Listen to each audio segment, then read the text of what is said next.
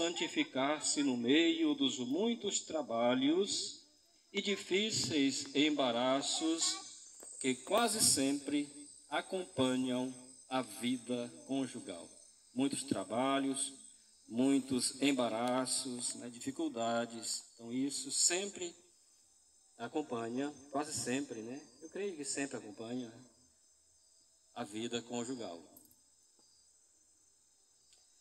Aqui, atrás, sobre os casados, pelo sacramento do matrimônio, as graças da bênção do céu, que os faz cooperadores de Deus na grandiosa obra da condição e santificação do gênero humano e ampara a vida, a educação e a subsistência dos seus filhos. A santificação do gênero humano ampara a vida, a educação e a subsistência, ou seja, o alimento, né? A roupa, remédios para os filhos. O casamento é uma sociedade santa que Deus estabeleceu em toda a sua pureza, como uma aliança das mais íntimas que podem existir sobre a terra. Se alguma vez tendes visto maus casamentos, deveis saber que as causas não são, nem podem ser outras, senão as más disposições com que o receberam, o nenhum temor de Deus e o desprezo dos divinos preceitos. Então, as más disposições em casar, você quer casar apenas para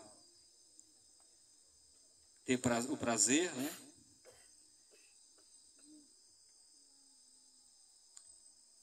O desprezo dos divinos preceitos, dos mandamentos de Deus e da igreja, e também a falta do temor de Deus, provenientes desta culpável indiferença religiosa que, infelizmente, se nutre no seio das famílias.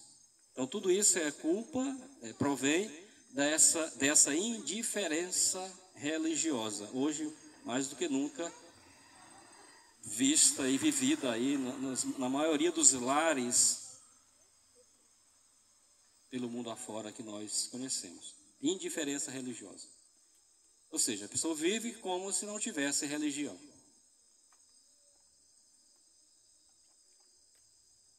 Ninguém reza, o pai nunca pisa na igreja, a mãe não sai do forró, tem um forró ali, né?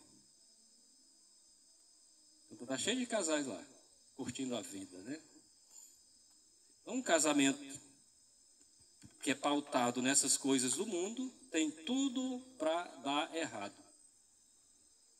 E sempre dá errado, não é isso? Então, é uma vida em que Deus, é uma família em que Deus não está. As pessoas, os pais, né, o pai, a mãe, os filhos, são indiferentes quanto a Deus. Ser indiferente é pior até do que ser incrédulo. Tem gente que diz que é ateu, né?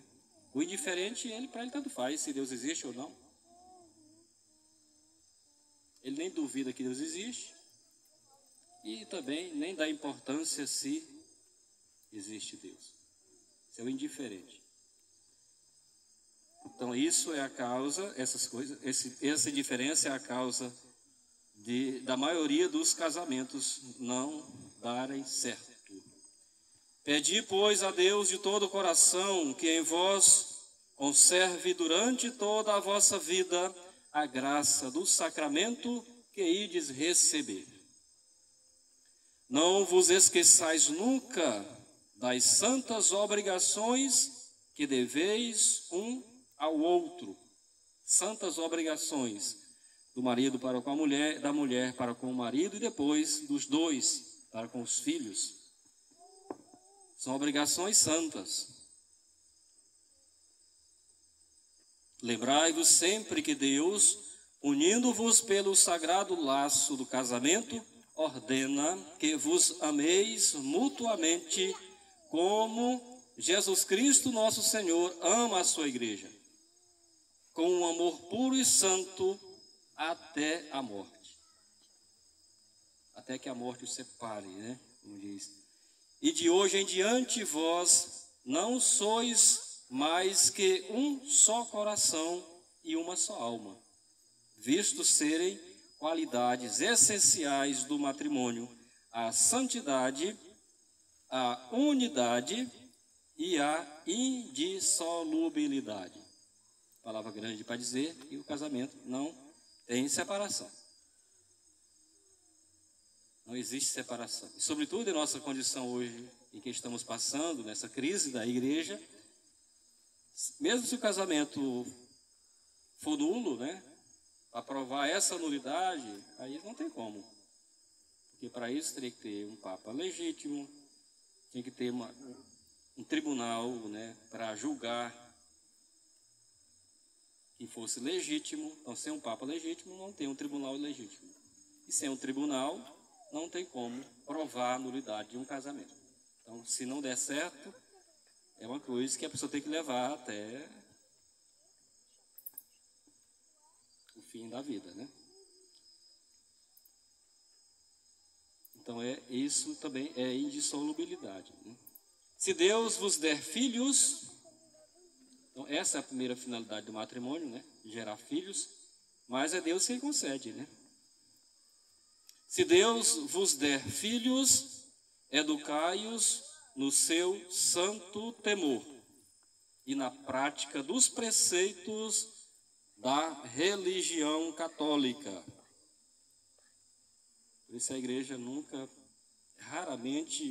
raríssimas vezes, ela permitia o casamento misto. É o casamento misto, é o católico com uma protestante, ou uma católica com um protestante. Então esses casamentos, 99% das vezes, dava errado. Então hoje aqui, como a nossa posição católica é tradicional, então é praticamente impossível que a gente faça isso. Ou você é católico e a noiva é católica, ou você não se casa na tradição.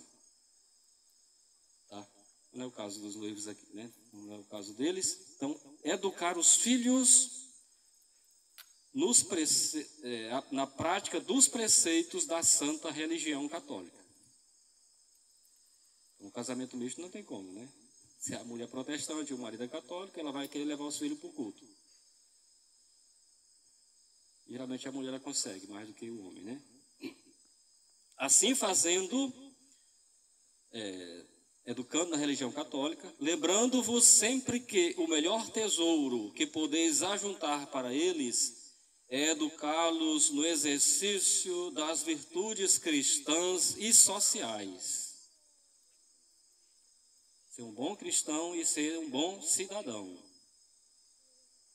E sem o que os vossos filhos serão maus, e vós dareis rigorosas contas a Deus pelos males que lhes causar a falta de uma educação cristã. Sede fiéis à obrigação ou às obrigações do casamento durante toda a vossa vida. Educá-los para serem bons cristãos e bons cidadãos. Se isso não acontecer por negligência dos pais, então eles vão prestar rigorosas contas a Deus.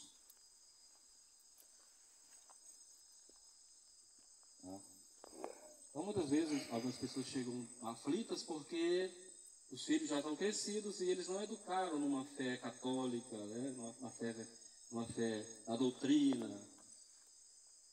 Não educaram no exercício das virtudes cristãs, aí se sentem culpados, né? Então, o grau da culpa, ele é de acordo com o grau do conhecimento da coisa. Então, você sabia que era errado, fazer aquilo, ensinar aquilo, e ensinou sabendo que estava ensinando uma coisa errada para o filho, para a filha, ou para os filhos.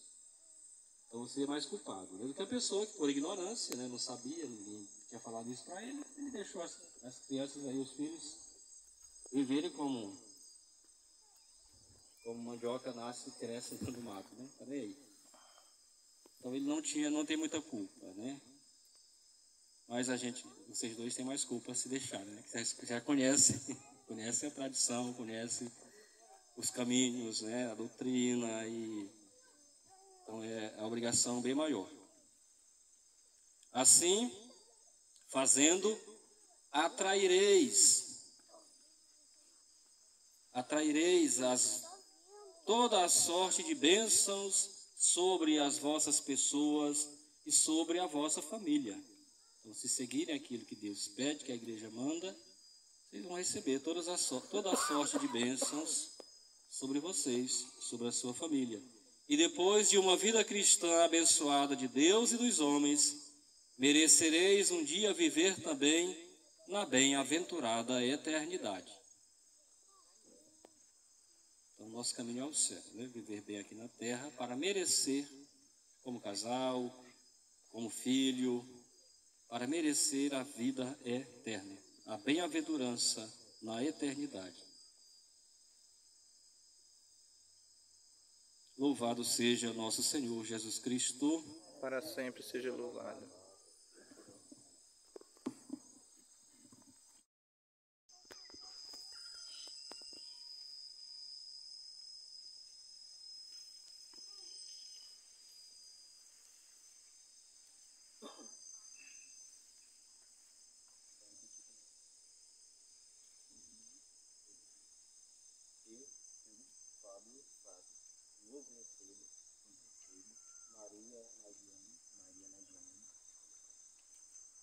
Por minha legítima esposa, pelo sacramento do matrimônio indissolúvel, eu, Maria Magdalena,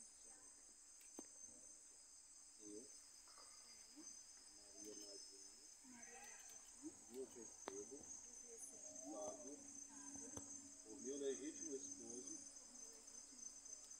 pelo sacramento do matrimônio indissolúvel.